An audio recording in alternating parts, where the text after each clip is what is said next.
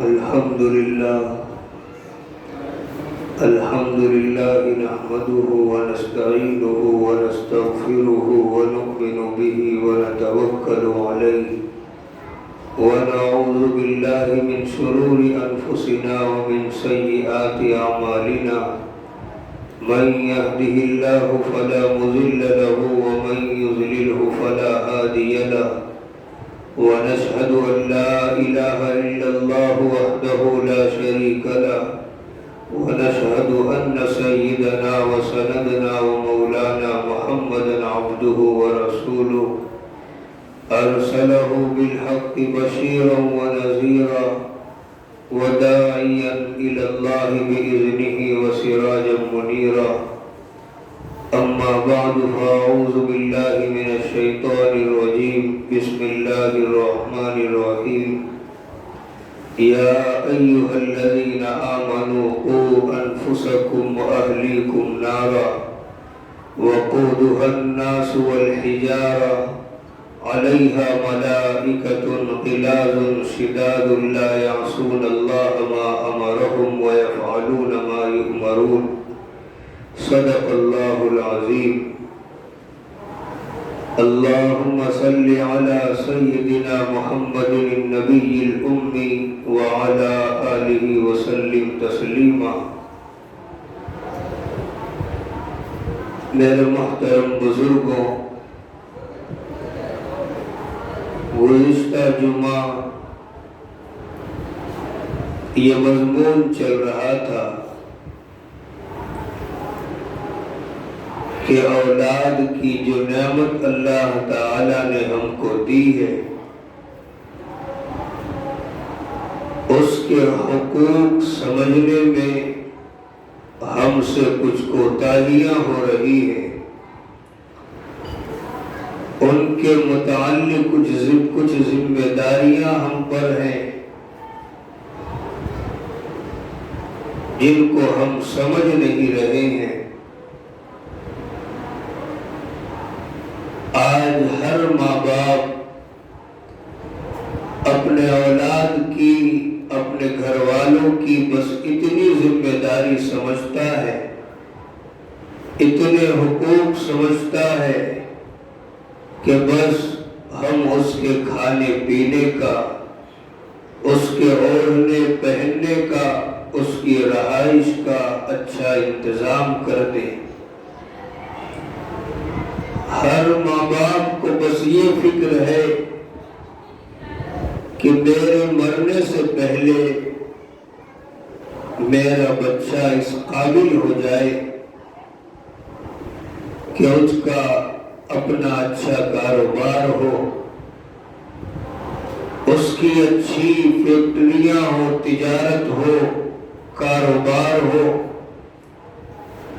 اعلیٰ قسم کے گھر ہو، اعلیٰ قسم کی سواریاں اس کے پاس ہو، معاشرے میں شان و شوکت، شان والا ہو۔ لیکن اس کے آگے جو ایک مسلمان ہونے کے ناطے اصل ذمہ داری بنتی ہے ایک ماں باپ کی اپنے اولاد پر، کہ وہ اس دنیا سے جاتے جاتے سب سے زیادہ جس چیز کی اپنے اولاد کے لیے فکر کرے وہ یہ ہے کہ ہمارے جانے کے بعد ہماری اولاد ایسی ہو کہ اللہ تعالی کے حقوق ادا کرنے والی ہو، اس کی نافرمانیوں سے بچنے والی ہو۔ ہم جاتے جاتے اس کے لیے ایسی راہوں کا انتخاب کر کے جائیں کہ کبھی وہ رسوا نہ ہو، نہ دنیا میں نہ مرنے کے بعد آخرت میں۔ ایسی کسی چیز کی فکر ہمارے دلوں میں اپنے اولاد کے متعلق نہیں ہوتی، جبکہ مسلمان ہونے کے ناطے سب سے اہم چیز جو ہے وہ یہی ہے کہ ماں باپ اپنے اولاد کے لیے ایسا انتظام کرے، اس کی ایسی تربیت کرے چیزوں کی تعلیم دیں کہ وہ اللہ تعالیٰ کو راضی اور خوش کرنے والی ہو، دنیا میں بھی آباد رہے، آخرت میں بھی آباد رہے۔ ورنہ جتنا آج اولادوں کے حقوق سمجھے جا رہے ہیں، جتنا دنیا پوری کر رہی ہے، وہ اتنا ہے کہ جتنا ایک جانور بھی اپنے اولاد کے حقوق پورے کر رہا ہے۔ ایک معمولی سی چڑیا اپنے بچے کے لیے کھانے کا انتظام کر رہی ہے، اس کے پہننے اور سر ڈھانکنے کا انتظام کر رہی ہے، گرمی سردی سے بچنے کا انتظام کر رہی ہے۔ ایک انسان کرے تو کوئی بات نہیں، لیکن ایک مسلمان بھی یہی کام کرے تو یہ سمجھیے کہ وہ اپنے اسلام کی نشانیوں سے، اپنے اسلام کے تشخص سے، اپنے اسلام کی صفات سے خالی ہے۔ جو اللہ تعالیٰ نے ایمان اور اسلام کی دولت سے نوازا، اس دولت کی، اس نعمت عظمیٰ کی کوئی علامت اس کے دل میں نہیں ہے، کوئی قدر اس کے دل میں نہیں ہے۔ وہ اتنی بڑی نعمت پانے کے باوجود آج ایک جانوروں کی سطح پر کھڑا ہے کہ جتنے کام وہ کر رہے ہیں اتنے ہی کام وہ ایک مسلمان بھی کر رہا ہے۔ تو میرے محترم بزرگوں، بات یہی چلی تھی کہ اللہ تعالیٰ نے ایمان والوں کو خصوصی خطاب فرما کر یہ کہا کہ اے ایمان والوں، اپنے آپ کو، اپنی اولاد کو جہنم کی آگ سے بچاؤ۔ ظاہر ہے کہ یہ خطاب کسی اور چیز کو سامنے رکھ کر کیا گیا ہے، ورنہ یہ خطاب صرف مسلمان کو کیوں ہوتا؟ کیا مسلمان ہی صرف ہے کہ جو آج اپنی اولادوں کے ان حقوق کو پورا نہیں کر رہے جو کافر اپنی اولادوں کے پورا کر رہے ہیں، جو جانور اپنی اولادوں کے پورا کر رہے ہیں؟ ایسا نہیں ہے۔ مسلمان بھی اپنی اولاد کے ان حقوق کو پورا کر رہا ہے جتنا اور دنیا اپنی اولاد کے جاندار ہونے کی حیثیت سے کر رہی ہے۔ تو ظاہر ہے کہ اشارہ اور یہ مخاطب کرنا اور یہ پیغام اور یہ وارننگ دینا کسی اور بات کی طرف ہم کو اشارہ کر رہا ہے، کسی اور بات کو اختیار کرنے کے لیے کہہ رہا ہے، اور وہ یہی ہے کہ اے مسلمانوں، اے ایمان والوں، اللہ تعالیٰ نے تم کو ایمان اور اسلام کی جو دولت دی ہے، جو نعمت دی ہے، اس کے بھی اپنے کچھ تقاضے ہیں، اس کی اپنی بھی کچھ خصوصیات ہیں۔ تمہاری ذمہ داری ہے کہ اپنے اندر بھی ان خصوصیات کو پیدا کرو، اپنی اولادوں کے اندر بھی پیدا کرو۔ اور یہ بات بھی ہو چکی کہ آخر وہ کون سے کام ہیں جن کے کرنے اور نہ کرنے پر ہم کو جہنم میں جانے کے لیے کہا جا رہا ہے، جہنم کی آگ سے بچنے کا حکم ہو رہا ہے۔ وہ یہی ہے کہ ہم اپنی اولاد کو جہاں اور حقوق پورے کر رہے ہیں، بلکہ اس سے آگے بڑھ کر ہم دنیاوی تعلیم اعلیٰ درجے کی ان کو دے رہے ہیں، اس کے ساتھ ساتھ ہم اپنی اولاد کو یہ سکھائیں کہ ہم مسلمان ہیں، ہم اہل ایمان ہیں، اللہ تعالیٰ کی طرف سے ہم کو یہ حکم ہے کہ ہم یہ جانے کہ اسلام میں اللہ نے کن چیزوں کو جائز رکھا، کن چیزوں کو ناجائز رکھا، ایک مسلمان کے لیے کن چیزوں کا کرنا حلال ہے، ایک مسلمان کے لیے کن چیزوں کا کرنا حلال نہیں ہے۔ ایک مسلمان کو اللہ تعالی کی طرف سے کن کن فریضوں کا مکلف بنایا گیا، کن کن چیزوں کا مکلف نہیں بنایا گیا۔ ایک باپ کی یہ ذمہ داری ہے کہ ان احکام کو خود سیکھے، اپنی اولاد کو بھی سکھائے، ان احکام پر خود بھی عمل کرے، اپنی اولاد کو بھی اس پر عمل کروائے، تب جا کر ایک مسلمان کی اپنے اولاد کے حقوق پورے ہوتے ہیں۔ تو اس کا مطلب اور نتیجہ یہ نکلا کہ آج مسلمان ہر ماں باپ کو چاہیے کہ اپنے آپ کو بھی اپنی اولاد کو بھی دینی تعلیم سے آراستہ کرے، دینی تعلیم کے حصول کا انتظام کرے، مدارس دینیہ اور مکاتب دینیہ سے اپنے آپ کو جوڑے، اپنی اولادوں کو بھی جوڑے۔ ایک بات اور یاد رکھنے اور سمجھنے کی ہے کہ جہاں تک تعلیم کی بات ہے اس کے لیے تو یہ ادارے قائم ہیں، یہ مدارس دینیہ قائم ہیں، یہ مکاتب محلے محلے میں آباد ہیں۔ تعلیم کا انتظام اور تعلیم کی ذمہ داری ہماری بھی ان اداروں سے پوری ہو جائے گی، ہمارے بچوں کی بھی پوری ہو جائے گی۔ لیکن اگلا مرحلہ صرف تعلیم ہی ہم کو نہیں لینا ہے، ان تعلیمات پر عمل کرنا اس سے بڑی ذمہ داری ہماری ہوتی ہے۔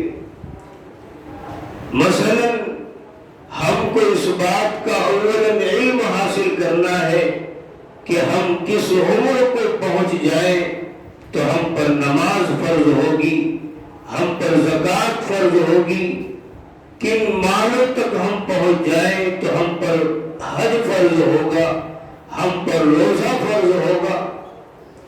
اس کے بعد اگلا مرحلہ آتا ہے کہ ہم ان نمازوں کے فریضے کو انجام دیں، زکوٰۃ کے فریضے کو انجام دیں، حج کے فریضے کو انجام دیں، روزے کے فریضے کو انجام دیں۔ یہ علم حاصل کرنے سے بڑا مسئلہ ہے۔ تو بات یہ کہ جہاں تک تعلیم کی بات ہے وہ ان اداروں سے ہماری بھی پوری ہو جائے گی، ہماری اولادوں کی بھی پوری ہو جائے گی۔ لیکن اگلا مسئلہ عمل کا، یہ ہماری ذمہ داری ہے۔ تربیت کا یہ ماں باپ کی ذمہ داری ہے۔ کوئی ادارہ، کوئی مدرسہ، کوئی مکتب کسی پڑھنے والے کی وہ تربیت نہیں کر سکتا جو ماں باپ اپنے اولاد کی تربیت کر سکتے ہیں۔ 10 سال رہ کر مدارس دینیہ میں بچہ تربیت کے اس مقام پر نہیں پہنچ سکتا جو ماں باپ کی زیر نگرانی ایک مہینے کی تربیت نتیجہ لا سکتی ہے۔ اسی لیے اللہ تعالی نے جب بچہ 7 سال کی عمر کا ہو جائے تو ماں باپ کو یہ حکم دیا کہ اپنے اولادوں کو ان عمر سے ہی نماز کا حکم دو، جبکہ مکلف ہونے کی عمر 15 سال ہے، بلوغت کی عمر ہے، لیکن ماں باپ کو حکم دیا کہ اپنی اولادوں کو اسی عمر سے نماز کی تلقین کرو۔ اس سے آگے فرمایا اگر یہ 10 سال کی عمر ہو جائے جبکہ ابھی فریضے کے مکلف نہیں بنے، ان کو مارو، انہیں سزائیں دو ان پر عمل نہ کرنے کی۔ اس سے اندازہ ہو سکتا ہے کہ تربیت کی ذمہ داری ماں باپ پر ہے یا اہل ادارہ پر ہے۔ میرے محترم بزرگوں، ماں باپ کی ذمہ داری ہے تعلیم کے حصول کے بعد بھی تربیت کرنا، ان کی اپنی ذمہ داری ہے۔ اس کا برعکس جو نتیجہ ہے وہ ہم دیکھ رہے ہیں۔ آج جو بچے مدارس دینیہ میں پڑھتے ہیں، سال بھر اساتذہ ذمہ داران مدارس ان کو نمازوں کی پنج وقتہ نمازوں کی تلقین کرتے ہیں، پنج وقتہ نماز پڑھنے کا اہتمام کرتے ہیں،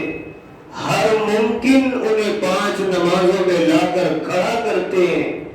ایک سال ان کی یہ محنت ان کے پیچھے ہوا کرتی ہے،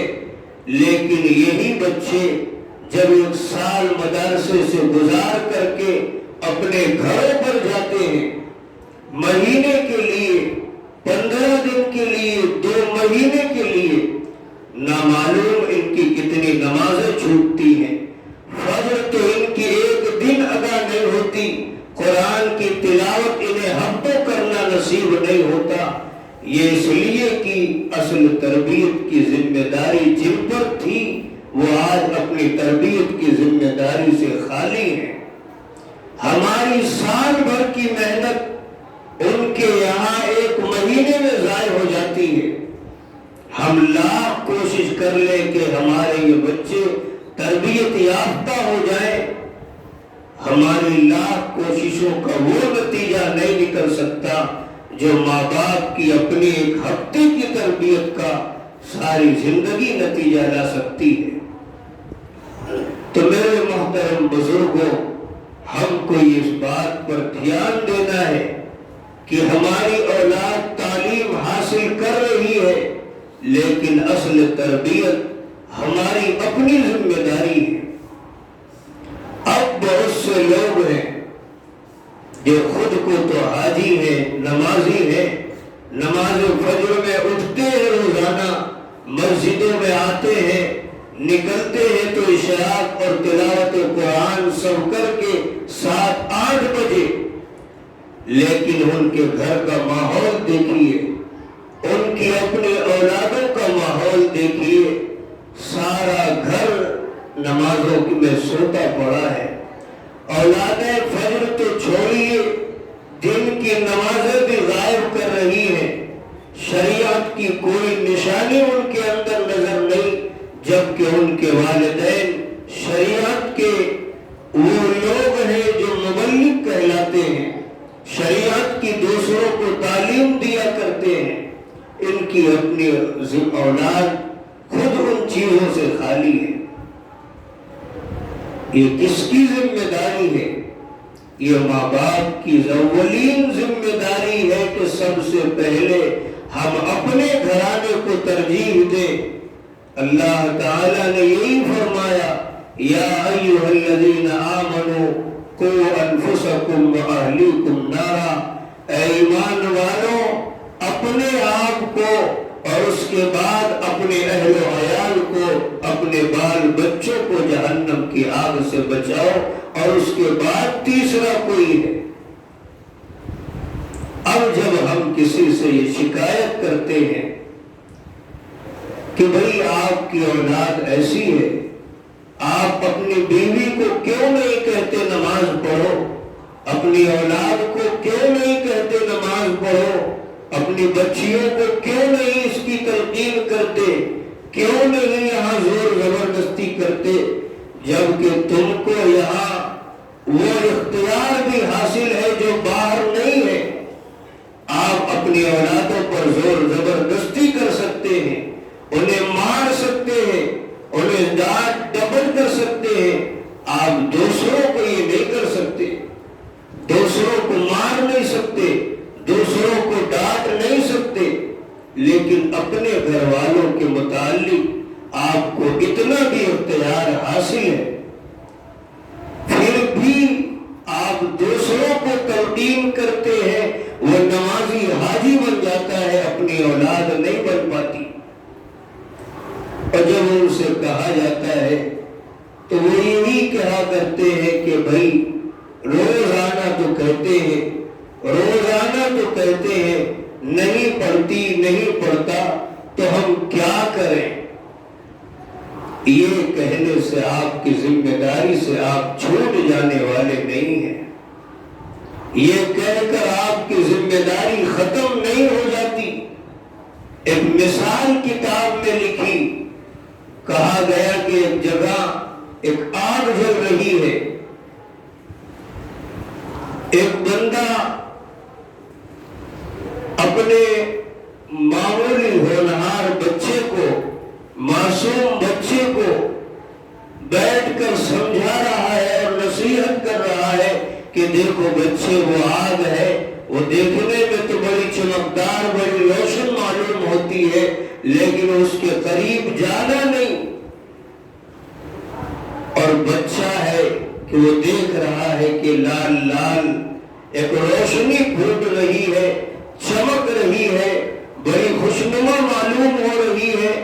بچہ اس کی طرف جا رہا ہے اور باپ ایک جگہ بیٹھ کر نصیحت کر رہا ہے کہ بیٹا وہ اچھی چیز نہیں ہے، وہ جلا دے گی، وہ راکھ کر دے گی، اور بچہ آگ کی طرف بڑھ رہا ہے۔ اگر یہی حال رہا کہ بچہ سمجھانے کے باوجود اس کی طرف بڑھ رہا ہے اور باپ اپنی جگہ بیٹھا نصیحت کر رہا ہے، بچہ آگ میں جل کر ہلاک ہو جائے گا اور راکھ کی ڈھیر بن جائے گا۔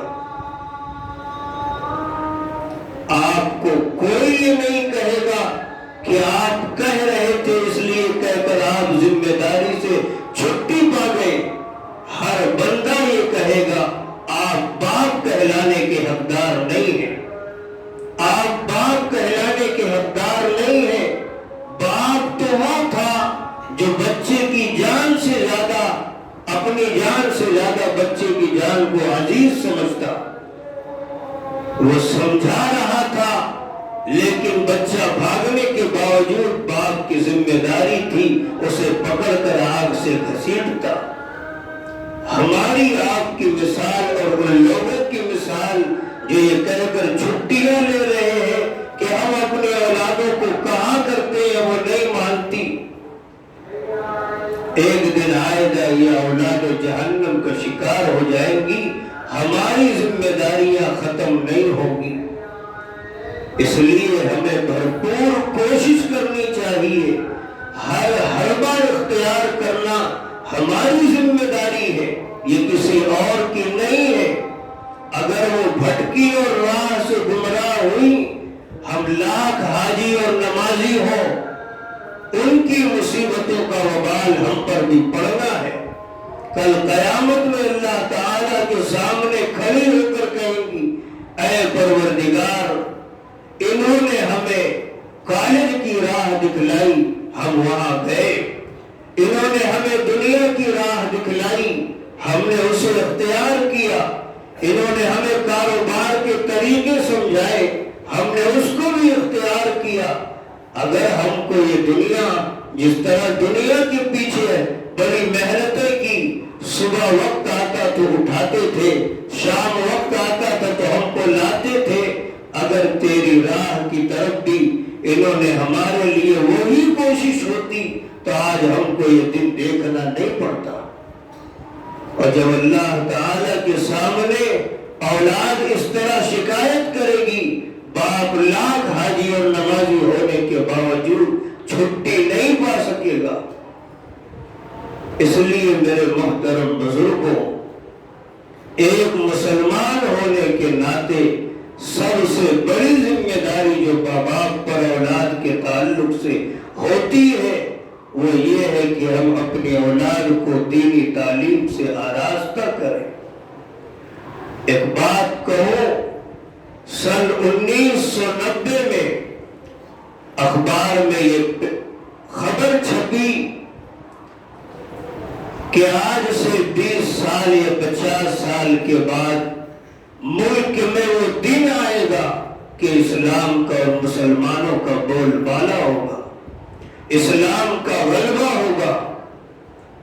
یہ سن کر انگلینڈ کے بڑے بڑے غیر مسلموں نے میٹنگ کی، غور و فکر کرنا شروع کیا کہ آخر وہ کیا اسباب پیدا ہوں گے، وہ کیا وجوہات پیدا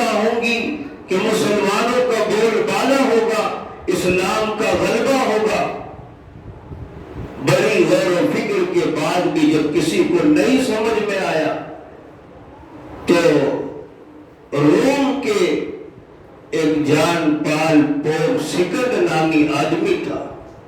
اس کے پاس یہ مسئلہ لے کر گئے اور اس کے سامنے پیش کیا۔ اس نے سوال کیا کہ یہ بتاؤ کہ مسلمانوں کے بچے زیادہ تر اسکولوں میں پڑھ رہے ہیں یا مدارس دینیہ اور مکاتب دینیہ میں پڑھ رہے ہیں؟ اور اسکولوں میں پڑھنے والے بھی خصوصاً انگلش میڈیم اسکولوں میں پڑھ رہے ہیں۔ تو لوگوں نے کہا اس وقت کی بات ہے کہ آج 80% سے زائد مسلمان بچے اسکولوں کی تعلیم حاصل کر رہے ہیں، بہت کم ہے جو مدارس دینیہ اور مکاتب دینیہ میں پڑھنے جاتے ہیں۔ اس بندے نے برجستہ کہا کہ سنو، اپنی کانوں میں روئی ڈال کر بیٹھ جاؤ، کوئی فکر کرنے کی ضرورت نہیں ہے، یہ بچے آنے والے زمانے میں ہمارے ہیں، مسلمانوں کے نہیں ہیں۔ آپ اندازہ لگائیں ہمارے اس دور میں بھی جو وقت چل رہا ہے، جو مسلمانوں کی ذہنیت چل رہی ہے، آپ اپنے محلے کا، اپنے علاقے کا سروے کر لیجئے اور جائزہ لیجئے، اس علاقے اور محلے میں کتنے بچے وہ ہیں جو اسکول اور کالج میں پڑھتے ہیں اور کتنے بچے وہ ہیں جو مدارس دینیہ میں پڑھتے ہیں۔ اگر وہی پوزیشن ہے اور ہے بھی حقیقت میں وہی، تو پھر یاد رکھیے انجام حقیقت میں وہی ہونا ہے جو اس بندے نے کہا ہے کہ آئندہ چل کر یہ بچے ہمارے نہیں، انہی کے ہوں گے۔ آپ غور کریں ہمارے اس علاقے میں کتنے اسکول ہیں، کتنے کالج ہیں، اور ان میں پڑھنے والے بچوں کی تعداد کتنی زیادہ ہے۔ ان کے بالمقابل چند مدرسے ہیں، چند مکاتب ہیں، ان میں پڑھنے والوں کی تعداد 10، 20، 40 اس سے زیادہ نہیں۔ تو ظاہر ہے کہ پوزیشن اور صورتحال وہی ہے جو ہماری مستقبل میں ناکامی کی ہے۔ اس لیے میرے محترم بزرگوں، ہمیں اپنی اولاد کی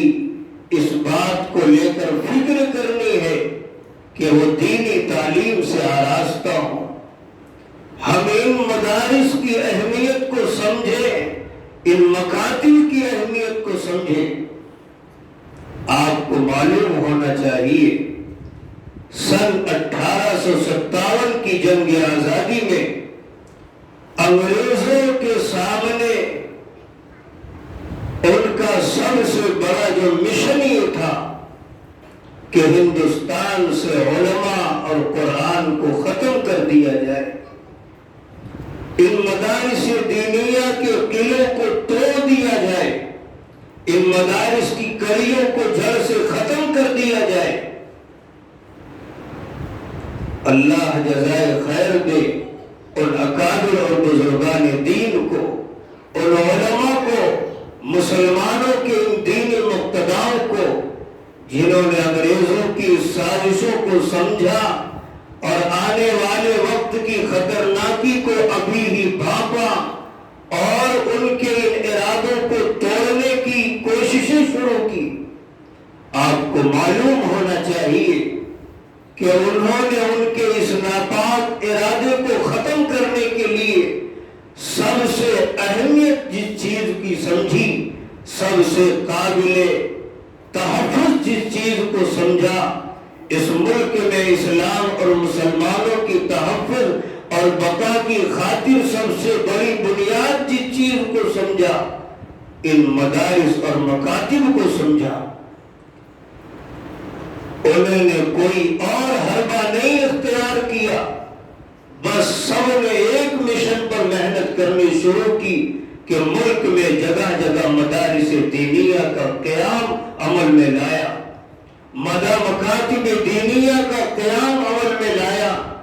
اور سب کچھ چھوڑ کر انہی مدارس اور مکاتب پر اپنی جان کو گوایا، اپنے مال کو صرف کیا، اپنے خون جگر سے ان مکاتب کو آباد کیا، اس لیے کہ ان کو معلوم تھا، انہوں نے اچھی طرح یہ بھاپ لیا تھا کہ جب تک مسلمان قرآن و سنت سے جڑا رہے گا ان کے دلوں میں دین پر مر مٹنے کا جذبہ باقی رہے گا، جب تک یہ مدارس دینیہ باقی رہیں گے اسلام کی شمع جلتی رہے گی، پھلتی پھولتی رہے گی، جب تک یہ مکاتب دینیہ آباد رہیں گے مسلمان اور اس کا بچہ کبھی بھی غلط عقائد اور نظریات کا حامل نہیں ہوگا، اور اسی بنیاد پر جب اس کا ایمان مضبوط ہوگا، اس کے عقائد مضبوط ہوں گے، ہر محاذ پر اسے کامرانی اور کامیابی ملتی رہے گی۔ میرے محترم بزرگوں، آپ کو نہیں معلوم ان مدارس کی اہمیت کیا ہے، ان مکاتب کی اہمیت کیا ہے، غیر جانتا ہے۔ یوں ہی نہیں، آج ان مدارس کو دہشت گردی کا اڈا کہا جا رہا ہے، یوں ہی نہیں ان کے پڑھنے والے کم سن بچوں کو دہشت گرد کہا جا رہا ہے۔ آپ کو نہیں معلوم یہ پڑھنے والے کیا کچھ کارنامہ اس دنیا میں انجام دے سکتے ہیں، غیروں کو خوب معلوم ہے۔ آپ کو معلوم ہوگا ایک زمانے میں افغانیوں کے اندر دینی غیرت و حمیت اپنے عروج پر تھی، دین اسلام کے نام پر ان کے دلوں میں ایک آگ کی شمع روشن تھی، دین اسلام کی خاطر ہر وقت اپنے سروں پر کفن باندھ کر چلتے تھے۔ ان کی اس دینی حمیت، ان کی اسلام پرستی دیکھ کر دشمنوں نے یہ سمجھا اور یہ فیصلہ کیا، یہ مشورہ کیا کہ اگر اس ملک سے اسلام کا صفایا کرنا چاہتے ہو، ان افغانیوں کے اندر سے دینی غیرت کو ہٹانا چاہتے ہو، ان کے علماء، ان کے ملاؤں اور مولویوں کو ختم کرو، ان کی دینی درسگاہوں کو ختم کرو، ان کے ہوتے ہوئے ان کو مٹانا ایک محال چیز پر محنت کرنا ہے۔ ان کو خوب معلوم ہے جب تک یہ علماء موجود ہیں، جب تک یہ مدارس موجود ہیں، جب تک قرآن و سنت کی درسگاہیں موجود ہیں، مسلمانوں کے دلوں سے اس وقت تک دین سے مر مٹنے کا جذبہ ختم نہیں ہوگا، اور جب تک مسلمانوں میں یہ جذبہ باقی رہے گا دنیا کی کوئی طاقت نہیں ہے جو ان کا مقابلہ کر سکے۔ ہمارے اکابر نے سب سے زیادہ انہی مدارس اور مکاتب پر محنت کی۔ آج الحمدللہ دنیا میں انہی مدارس اور مکاتب کی لگائی ہوئی شجرکاری کا نتیجہ ہے کہ پوری دنیا میں اسلام کا پرچم لہرا رہا ہے۔ آج جس بندے کے بھی دل میں ایمان کی شمع روشن ہے، یہ انہی مدارس اور مکاتب دینیہ کی دین ہے۔ آج علم و حکم کا کسی بھی بندے کی زبان سے جو دریا بہ رہا ہے، یہ انہی مدارس کی دین ہے۔ میرے محترم بزرگوں، ان مدارس کی اہمیت کو کہاں تک کہا جائے یا کیا کہا جائے کہ آپ کے دلوں میں اثر ہو اور آپ کے دلوں میں اس کی اہمیت بیٹھے۔ حقیقت یہ ہے کہ آج ہمارے سینوں میں جو ایمان کی دولت ہے انہی مدارس دینیہ کی بدولت ہے۔ آج اس ملک میں یا بیرون ملک میں جو آج مسلمان اور مسلمانوں کا تشخص، یہ ہماری داڑھی ٹوپی، یہ باقی ہے، یہ انہی مدارس دینیہ کی دین ہے، ورنہ جس دن ان مدارس کا خاتمہ ہوا، ان مدارس کی ویلو کم ہوئی، ان مدارس کی اہمیت کو ہم نے نظر انداز کیا، پھر یہی نہیں کہ مسلمانوں کا خاتمہ ہوگا، دینی مراکز کا خاتمہ ہوگا، یہ ملک بھی تباہ و برباد ہو کر رہ جائے گا۔ لاکھ آپ اعلیٰ ڈگریوں کے مالک ہوں گے، لاکھ آپ بڑے کاروباری ہوں گے، کچھ نہیں بگاڑ سکتے۔ اس لیے ہمیں ہوش میں آنے کی ضرورت ہے اور اپنی عقلوں کو استعمال کرنے کی ضرورت ہے، ان مدارس دینیہ کی اہمیت کو سمجھنے کی ضرورت ہے، ان مدارس کا ہر ممکن ہم کو تعاون کرنے کی ضرورت ہے، اس کی تعمیر و ترقی میں جان و مال کی قربانی پیش کرنے کی ضرورت ہے، ورنہ اپنے دل کی ڈائری پر آج یہ نوٹ کر لیں، اگر ان مدارس کی خاطر ہم غفلت و لاپرواہی سے بیدار نہیں ہوئے، ہم ان مدارس کے ذمہ داران کا ساتھ نہیں دیا، ان مکاتب کے ذمہ داروں کا تعاون نہیں کیا، نہ ہمارا تشخص باقی ہوگا، نہ ہماری آل و اولاد کا تشخص باقی ہوگا، چاہے ہم کچھ بھی ہوں۔ اللہ تعالیٰ سے دعا کریں، اللہ ہمیں کہنے سننے سے زیادہ عمل کی توفیق عطا فرمائے۔